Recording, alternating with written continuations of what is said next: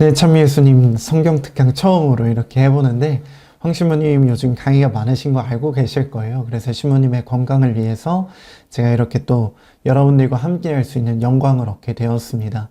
여러분들 제가 좀 부족하더라도 기쁜 마음으로 들어주시고 성령께서 함께 해주시길 기도하겠습니다. 네, 황 신부님께서도 집에서 시작하면서 말씀해 주셨지만 집에서는 그 쓰여진 시기에 영향을 많이 받았습니다. 그래서 헬레니즘의 영향을 많이 받아서 이런 영향에서 하느님의 어떤 계명을 더 잘 지킬 수 있는 방법은 무엇일까 이렇게 생각을 하고 쓰여진 성경이기 때문에 정말로 젊은이들 그리고 많은 사람들이 정말 더 하느님의 뜻을 어떤 많은 철학적인 사상들에서 자유롭게 찾아갈 수 있도록 집에서는 쓰여졌습니다. 그래서 오늘 저희가 처음 이제 볼 집에서 4장 20절에서 31절의 말씀 같은 경우에는 왠지 어디서 한 번쯤 들어본 것 같은 말씀들이 굉장히 많이 나옵니다. 예를 들면은 소크라테스가 너 자신을 알라라는 이런 말을 했는데 이 말의 영향을 받아서인지 어떤 너의 부끄러움을 알아라, 너의 무지를 알아라 이런 그 비슷한 어떤 맥락의 말들이 되게 많이 나옵니다. 다만 제가 처음에도 말씀드렸듯이 이런 헬레니즘의 영향, 어떤 그리스 철학의 영향에서 하느님의 어떤 역할을 빼고 생각하는 이들을 위해서 쓰여졌기 때문에 이런 그 가르침 안에서도 너 자신을 알라라는 그런 철학적인 가르침 안에 하느님의 계명이 하느님의 어떤 뜻이 어떻게 숨겨져 있는가를 오늘 성경 구절을 통해서 우리는 찾게 됩니다. 그래서 오늘 천천히 한 구절 한 구절 살펴보면서 많은 하느님의 뜻이 이 짧은 성경 구절 안에 얼마나 집약되어 나타나는지 한번 재밌게 한번 살펴보도록 하겠습니다. 먼저 때를 살피고 악을 경계하며 너 자신에게 부끄러움이 없도록 하여라 라는 이 말부터 뭔가 느낌이 엄청 왔습니다. 신부님께서 성경 강의를 왜 재밌게 하시는지 저도 이제 강의를 준비하면서 느꼈는데요. 먼저 이 말을 살펴보기 전에 제가 좋아하는 말을 먼저 소개해 드리고 싶었습니다. 뭐 유명한 말은 아니고요. 그냥 우리 그리스도교 가르침의 한 그 핵심적인 어떤 이제 구절인데 제가 예비자교리 때도 그리고 이제 실시간 방송 때도 여러 번 말씀을 드렸는데 저는 이미와 아직이라는 말을 참 좋아합니다. 우리는 세례를 통해서 이미 구원을 받았는데 아직 구원이 완성되지 않았다. 라는 그 이제 가르침이 있습니다. 우리 그리스도교 종말론의 어떤 핵심적인 그런 이제 가르침 중에 하나인데 이제 신학교에서 4학년 때쯤이었던 것 같아요. 총장 신부님께서 야, 너네들 구원 받았어? 이렇게 말을 했는데 갑자기 이게 무슨 말이지 해서 멍해졌던 기억이 있습니다. 근데 이제 한 친구가 이미 구원 받았습니다 라고 하고 또 이제 신부님께서 그러면은 끝이야? 이제 막 살아도 돼? 라는 말씀을 해주셨는데 아니잖아요. 우리는 이미 구원을 받았지만 아직 구원이 완성되지 않았기 때문에 이미와 아직의 그 사이에서 긴장하고 살아갈 수밖에 없다는 것입니다. 그래서 우리는 끊임없이 하나님께 나아가는 그 과정, 구원에 완성돼 나아가는 그 과정 안에서 긴장하고 살아야 된다. 이 말을 이제 들었던 기억이 있는데 우리가 지금 이 살펴보는 이 구절들은 아주 신기하게 우리의 구원관을 잘 담고 있습니다. 때를 살피고 악을 경계하며 너 자신에게 부끄러움이 없도록 하여라. 이 구절은 우리의 어떤 종말론적인 세계관, 이미와 아직의 그 긴장 상태에서 살아가는 우리의 영적 상태를 너무나 잘 드러내 보여줍니다. 긴장을 잃지 말라는 주님의 말씀을 정말로 우리는 떠올려 볼 수도 있습니다. 그런데 사실 매 순간 긴장하고 살아야 한다는 것이 참 힘든 일이긴 합니다. 예수님께서 깨어 있으라 라고 말씀하신 그 구절도 아마 떠오르실 겁니다. 긴장을 놓지 않는다는 것, 때를 살피고 악을 경계한다는 것, 나 자신에게 부끄러움이 없도록 한다는 것, 참 어려운 일입니다. 그러나 저희가 한 번 더 그 사실을 바꿔서 생각해 본다면 역설적으로 주님 안에서 잘 쉬는 것도 긴장을 놓지 않는 행동입니다. 우리가 세상적인 것에 마음을 쏟고 세상적인 것에만 나의 구원이 있는 것처럼 행동하고 물질적인 재산, 재물에만 내가 마음을 쏟고 살아간다면 우리는 결코 깨어있는 삶을 살지 못할 것입니다. 그러나 우리가 주님 안에서 잘 쉬고 주님의 평화 속에서 머물고자 노력한다면 우리는 역설적이게도 그 긴장 상태를 아주 잘 살아가는 그런 사람들이 될 것입니다. 때를 살피고 악을 경계하는 가장 좋은 방법, 저는 주님의 평화 속에서 평화로이 살아가는 것을 말씀드리고 싶습니다. 황신부님께서도 많이 말씀하셨지만 우리가 인생을 잘 살아가기 위해서 매 순간 최선을 다하는 것, 그것이 무엇인지 한번 생각해 보면 좋겠습니다. 아침에 일어나서 밥을 먹을 때, 일상의 여유에서 밤에 잠들 때, 그분을 기억날 때마다 그리고 될 때마다 찾으면 됩니다. 우리가 그분의 평화 속에서 살아가는 거는 생각해보면 그렇게 어렵지 않습니다. 저도 오늘 아침에 일어나서 오늘 저에게 하루를 베풀어 주신 주님 너무나 감사드립니다 하고 일어나서 성물도를 바치는데 그냥 기분이 좋더라고요. 사실 매일매일 바치는 그 기도문들이라 어떤 기도문이 있었는지 사실 전 기억도 안 납니다. 그렇지만 몇 시간 전에 아침에 일어나서 했던 기도문들, 그리고 간단하게 이렇게 올라오면서 너무나 춥지만 맑은 공기를 주셔서 주님께 감사하다고 기도를 했던 그 순간들, 때를 찾고 또 정말로 악을 경계하는 그 순간이었습니다. 주님을 내 마음에 모시는 그 순간순간들이 우리가 일상의 긴장을 놓지 않는 주님의 평화 속에서 살아가는 가장 좋은 방법이라는 것을 기억해 주시면 좋겠습니다.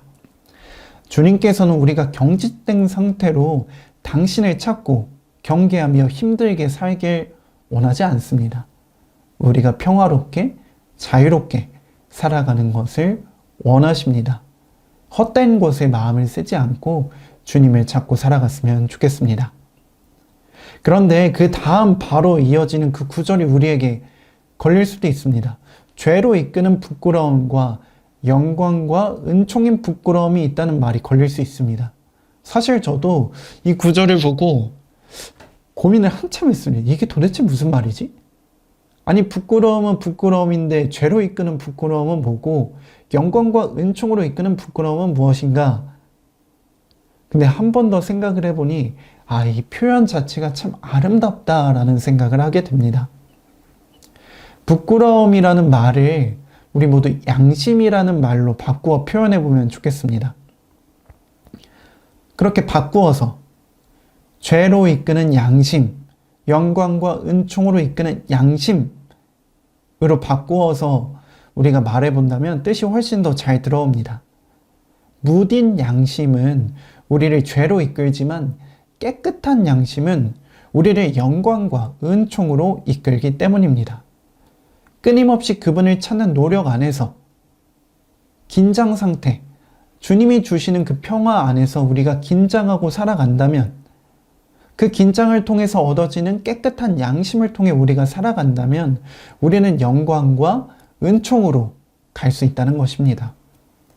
우리는 그러한 부끄러움을 가지고 살아야 하는 것입니다. 이쯤 되니까 오늘 성경 집회서의 그 성경 구절들이 되게 색다르고 재밌게 다가오실 것 같아요. 그 다음으로 이제 자신에 대한 편견을 가지지 말고 너를 파멸로 이끄는 부끄러운 짓을 하지 말라는 구절을 살펴봅시다. 저는 이 구절을 보고 참 재밌다라는 생각을 많이 했습니다. 요즘 박현민 신부님과 피터의 그루터기를 통해 많은 것을 배우고 있는데 신부님과 욕구에 대해서 자주 다루게 됩니다. 자신에 대해서 편견을 가지지 말라는 그 구절이 하나님이 나에게 주신 욕구를 무조건적으로 배척하지 말라는 뜻으로 들립니다. 예를 들어서 나에게 공격적인 욕구가 있다고 칩시다.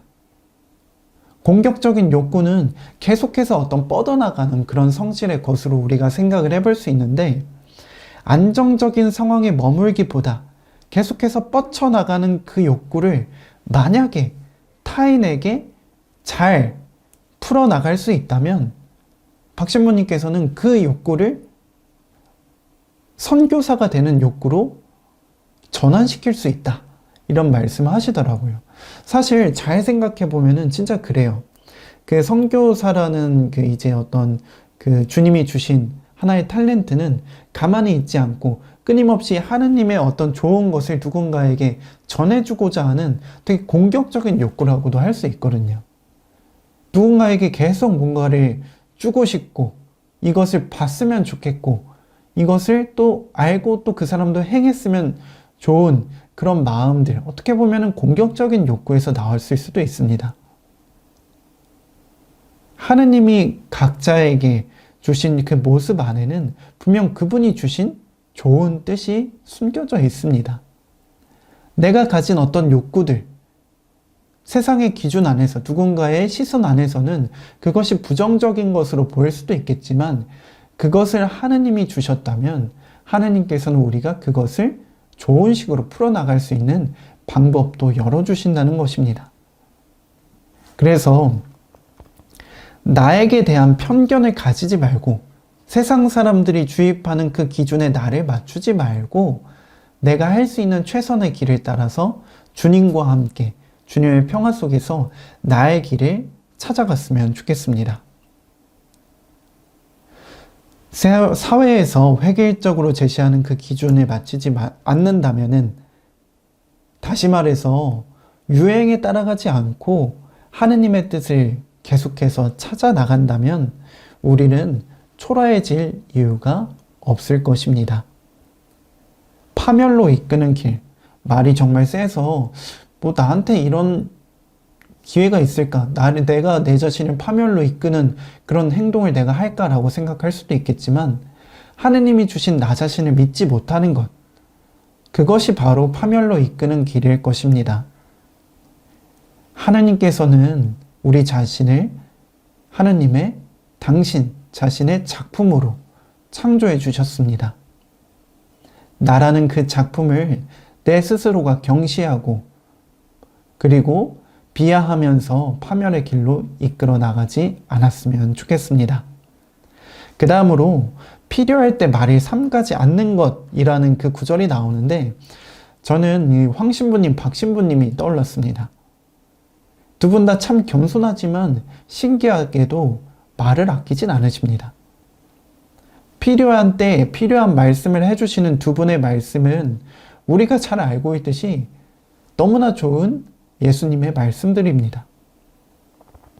그 두 분의 입을 통해서, 그 두 분의 행적을 통해서 우리가 주님을 느낄 수 있듯이, 우리가 필요할 때 말을 아끼지 않는다면 그분께서는 우리의 입을 통해서, 우리의 행동을 통해서 당신을 드러내 보여주실 것입니다. 겸손이란 내가 할 수 있는 일과 할 수 없는 일의 경계를 알고 행함에 있습니다. 억지로 나를 감출 필요도 드러낼 필요도 없습니다. 필요할 때 말을 삼가지 않는 우리 모두가 된다면 정말로 주님께서 만들어주신 그대로 우리의 모습을 실현해 나가며 살아갈 수 있을 것입니다. 주님 안에서 내적인 평화를 누릴 때만이 나를 제대로 바라보고 내 모습대로 살아갈 수 있을 것입니다. 부족한 우리이지만 주님과 함께할 때 우리 말에서 지혜가, 우리의 말씨에서 온유함이 드러날 것입니다. 필요할 때 적절한 말을 할 수 있는 용기 또한 주님께서 주실 것입니다. 가끔 저는 주님이 제 입을 통해서 말하고 계심을, 활동하고 계심을 느끼고는 합니다. 그때 저는 저의 무지함을, 저의 부족함을 다시 한번 느끼며 부끄러워하고 그분께 더욱 의탁하곤 합니다. 집에서의 오늘 우리가 살펴보는 그 구절이 정말로 주님 안에서 우리가 평화를 느낄 때 정말로 올바른 부끄러움을 얻고 그분께 더욱 의탁하게 된다는 것을 우리는 이 구절들을 통해서 느낄 수 있습니다. 부끄러움, 그리고 또 편견, 많은 것들을 주님께 배웠으면 좋겠습니다. 필요한 때에 말을 삼가지 말고 우아하게 보이려고 지혜를 감추지 마라. 말에서 지혜가 말씨에서 교양이 드러나기 때문이다. 진리를 거스르는 말을 하지 말고 너의 무지를 부끄러워하여라. 주님께서 가르쳐 주시는 대로 살아간다면, 주님의 평화 속에서 긴장을 놓지 않고 살아간다면 우리는 분명 정말로 떳떳하고 즐겁게 기쁘게 살아갈 수 있을 것입니다. 그 다음으로 26절을 살펴보면 참 멋있는 구절이 나옵니다. 죄의 고백을 수치스러워하지 말고 강물의 흐름을 거스르지 마라. 책 한 권을 소개해드리고 싶습니다. 최현순 박사님의 은총이라는 책, 그 바오로떨에서 나온 책인데 여기서 이런 구절이 나옵니다. 그리스도인이라는 정체성은 죄를 짓지 않는 데에 있는 것이 아니라 죄를 지은 다음 다시 그리스도와 시선을 맞출 수 있는 데에 있다. 그리고 바오로는 이를 두고 가슴 벅찬 고백을 한다. 죄가 많아진 그곳에 은총이 충만하게 내렸습니다. 용서받지 못할 죄가 있다면 그분의 자비를 믿지 못하는 죄라고 하지 않습니까? 이처럼 우리가 그분 자비의 물결에 나를 맡긴다면 우리는 부끄러움 속에서도 그분을 만날 수 있을 것입니다. 죄의 고백을 수치스러워하지 말고 강물의 흐름을 거스르지 마라. 우리는 그분 자비의 물결을 거스를 힘이 없습니다. 우리가 자연스럽게 그분의 물결에 나를 맡긴다면 우리는 죄의 고백을 수치스러워할 필요도 없을 것이고 그분 자비에 다시 한번 감사할 수 있을 것입니다. 그리스도인의 정체성, 우리의 정체성은 우리의 나약함에도 그분을 다시 볼 수 있다는 것에 있음을 기억하면서 그분과 함께 항구히 기쁘게 나아갔으면 좋겠습니다. 이런 구절들을 살펴봤을 때 우리가 굽실거릴 이유는 어디에도 없습니다. 세상 어떤 것, 주님이 아닌 것에 우리가 굽실거릴 이유는 없습니다. 나를 온전히 받아들여주는 그분께 온 마음을 기울여 감사드리면 그 어느 것에도 비굴하게 굽실거릴 이유는 없을 것입니다. 다음의 구절들이 그래서 더 명확하게 다가올 것입니다. 어리석은 자에게 굽실거리지 말고 통치자를 편파적으로 우대하지 마라. 진리를 위하여 죽기까지 싸워라. 주 하느님께서 너의 편을 들어 싸워주시리라. 오만하게 말하지 말고 게으르고 부주의하게 행동하지 마라. 너의 집 안에서 사자처럼 굴지 말고 종들을 닥달하지 마라. 그분의 자비를 우리가 제대로 바라볼 수 있다면 우리는 필요 이상으로 굽실거릴 이유도, 필요 이상으로 떵떵거리며 살 이유도 없을 것입니다. 그분 자비의 흐름 안에서 잘 나를 맡기고 평화롭게 긴장 상태 안에서 살아갔으면 좋겠습니다. 31절 9절도 참 좋습니다. 받아내려고 손을 내밀지 말고 갚아야 할 때 손을 거두지 마라. 저는 우리 주님, 주 그리스도 예수님의 모습이 떠올랐습니다.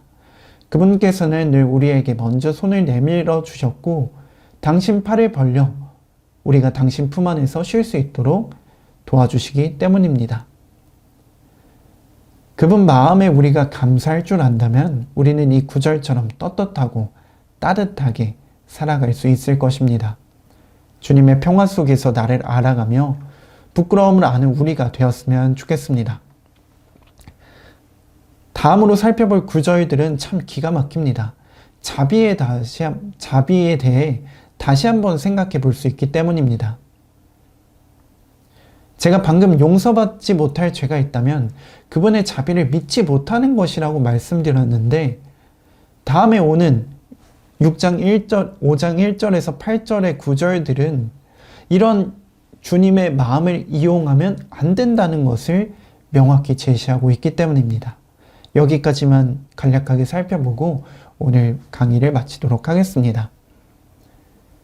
재산을 믿지 말고 넉넉하다고 말하지 마라. 너 자신과 너의 힘을 붙잡지 말고 마음의 욕망을 따르지 마라. 누가 나를 억누르리오 하고 말하지 마라. 주님께서 기필코 징벌하시리라.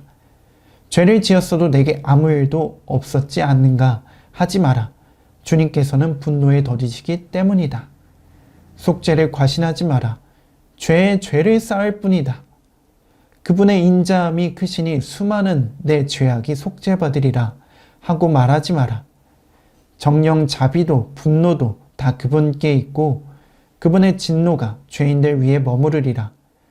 주님께 돌아가기를 미루지 말고 하루하루 늦추려 하지 마라.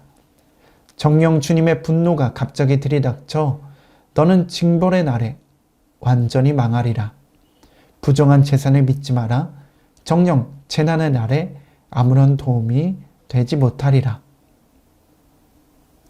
그분의 자비가 무상의 선물이지만 그분의 자비가 우리가 맡겨둔 것은 아닙니다.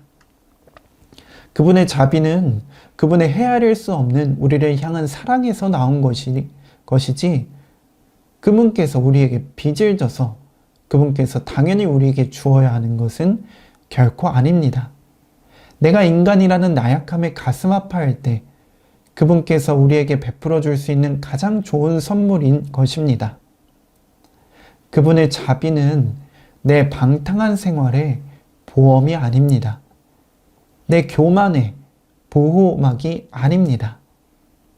좀 전에 살펴보았듯이 처음 우리가 살펴보았던 4장의 그 구절들을 살펴보았듯이 부끄러운 마음 없이 우리는 결코 좋은 길로 나아갈 수 없습니다. 5장 1절부터 8절의 말씀은 우리가 부끄러움을 잊고 긴장하지 않고 살아가는 많은 이들을 위한 주님의 말씀이었습니다. 우리는 주님의 자비에 끊임없이 감사하며 그 자비를 닮아 살아갈 수 있어야 합니다. 자만하지 않고 자비로울 수 있는 길, 부정한 재산을 믿지 않고 하늘의 나라에 들어갈 수 있는 자비에 의탁하는 우리 모두가 되었으면 좋겠습니다. 그렇다면 마지막으로 우리는 어떻게 자비를 청하고 살아야 하는지 성녀 마리아 파우스티나 성녀의 자비를 청하는 기도를 통해 알아보고 마치도록 하겠습니다. 성인의 기도문을 읽어드리겠습니다. 주님, 제 눈이 자비로워지도록 도우소서. 그래서 제가 누구라도 겉모습만 보고 의심하거나 판단할 것이 아니라 이웃의 영혼 안에 존재하는 아름다움을 알아차리고 그를 도울 수 있게 하소서.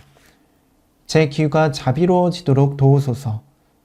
그래서 제가 이웃에게 필요한 것들을 마음을 기울이며 이웃의 고통과 탄식에 귀를 막지 않게 하소서. 주님, 제 혀가 자비로워지도록 도우소서. 그래서 제가 이웃에 대해 부정적으로 말하지 말고 각자에게 위로와 용서의 말을 하게 해주소서. 제 손이 자비로워지고 선행으로 가득 차도록 도우소서. 그래서 제가 이웃에게 좋은 일만 하고 어렵고 힘든 일은 제가 대신 짊어지게 하소서. 제 발이 자비로워지게 하소서. 그래서 제가 늘 이웃을 도우려 급히 달려가며 저의 무기력과 피로를 잘 다스리게 하소서. 저의 참된 휴식은 이웃에 대한 봉사에 있나이다. 제 마음이 자비로워지도록 도우소서. 그래서 제가 이웃의 모든 고통을 느낄 수 있게 하소서. 제가 누구도 미워하지 않게 하시고 저의 감정을 악용할 사람들과의 관계도 성실히 돌보게 하소서. 제 자신은 예수님의 자비로운 마음 속에 굳게 가두어 두겠나이다. 저의 고통에 대해서는 입을 열지 않겠나이다. 오 저희 주님, 제 안에 당신의 자비가 머물게 하소서. 당신께서는 저에게 3가지 자비를 익히라고 명하셨나이다. 한 가지는 온갖 형태를 지닌 자비로운 행위이고 다른 한 가지는 자비로운 말입니다. 행동으로 베풀 수 없는 자비는 말로 실행해야 합니다. 나머지 한 가지는 기도입니다. 행동이나 말을 통해 자비를 베풀 수 없을 때에는 늘 기도로 실행할 수 있습니다. 저의 기도는 제 몸이 도달할 수 없는 곳까지 이릅니다. 저희 예수님, 당신 안에서 저를 변화시켜 주소서. 당신께는 모든 일이 가능하나이다. 아멘.